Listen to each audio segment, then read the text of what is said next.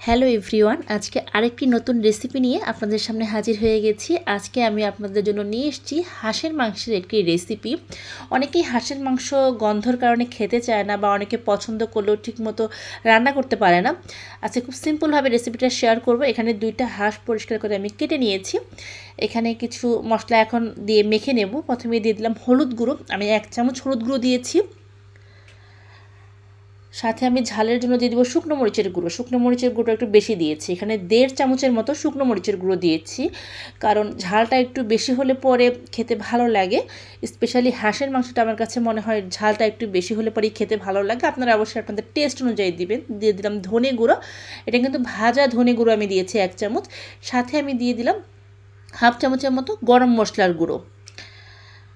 এখন এখানে আমি দিয়ে দিলাম লবণ, প্রয়োজন অনুযায়ী আমি লবণটা দিয়েছি। এর সাথে আমি এখানে দিয়ে দেব পেঁয়াজ কুচি। আমি এখানে 1/2 কাপ পেঁয়াজ কুচি দিয়েছি। পেঁয়াজটাকে একটু মোটা মোটা করে কেটেছি, কারণ হাঁসের মাংস কিন্তু একটু পেঁয়াজটা বেশি দিলে পরে মাংস দিয়ে কোনো বাজে স্মেলও আসে না, আবার গ্রেভিটাও একটু ঘন হয়। এর জন্য পেঁয়াজের পরিমাণটা আমি একটু বেশি দিয়েছি। আমার এই রেসিপিগুলো আপনাদের ভালো লেগে থাকলে আমার চ্যানেলটা সাবস্ক্রাইব করে পাশে থাকা বেল আইকনটা ক্লিক করে দেবেন। আমি যখনই আমার চ্যানেলে নতুন কোনো ভিডিও বা রেসিপি আপলোড করব সাথে সাথে আপনি নোটিফিকেশন পেয়ে যাবেন। কথা বলতে বলতে এখানে আমি দিয়ে দিয়েছি রসুন বাটা, সেটা আমি দিয়েছি 1 চামচ। সাথে দিলাম আদা বাটা, এটাও আমি দিয়ে দিয়েছি 1.5 চামচ। এখন এখানে আমি আরেকটা জিনিস দেব, আমি জানি না আপনারা দেন কিনা বা কে কে দেন, কিন্তু আমি দেই, কারণ এটা দিলে পরে কিন্তু মাংসের কালারটা খুব সুন্দর আসে। সেটা হচ্ছে সর্ষের তেল। হাঁসের মাংসটা আমি একটু সর্ষের তেল দিয়ে রান্না করি। এখানে আমি 1/2 কাপের মতো সর্ষের তেল দিয়ে দিয়েছি, কারণ হাঁসের মাংসের চামড়ার কারণে অটোমেটিক তেল উঠবে, আর এটা একটা তৈলাক্ত ছিল। সর্ষের তেল দিয়ে ভালো করে মেরিনেট করে আপনারা এটাকে আধা ঘন্টার মতো রেস্টে রেখে দেবেন।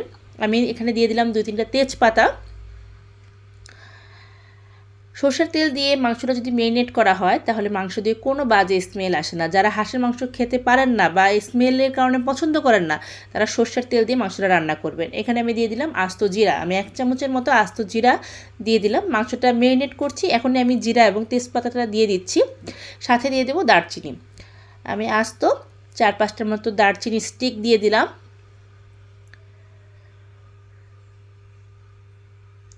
এখানে কিন্তু আমি 2-3টা এলাচও মাঝখান থেকে ভেঙে দিয়ে দিয়েছি। এখন আমি এটাকে খুব ভালো করে মিক্সড করে নিচ্ছি। যেটা বলছিলাম, এই হাঁসের মাংসটাকে মশলা দিয়ে মেখে আপনারা অবশ্যই আধা ঘন্টা এটাকে মেখে মেরিনেট করে রেখে দেবেন, তারপর রান্নাটা করবেন। এখন আমি চুলাতে এটাকে খুব ভালো করে কষিয়ে নিয়েছি।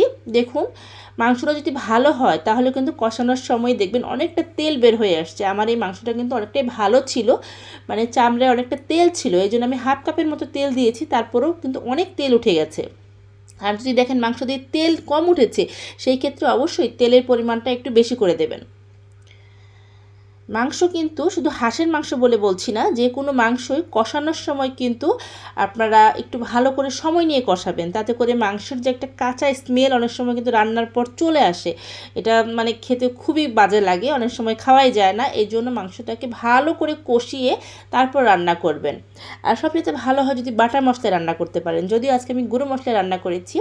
মাংসটা ভালো মতো কষানো হয়ে গেছে, এখন আমি ঝোল দিয়ে দিয়েছি।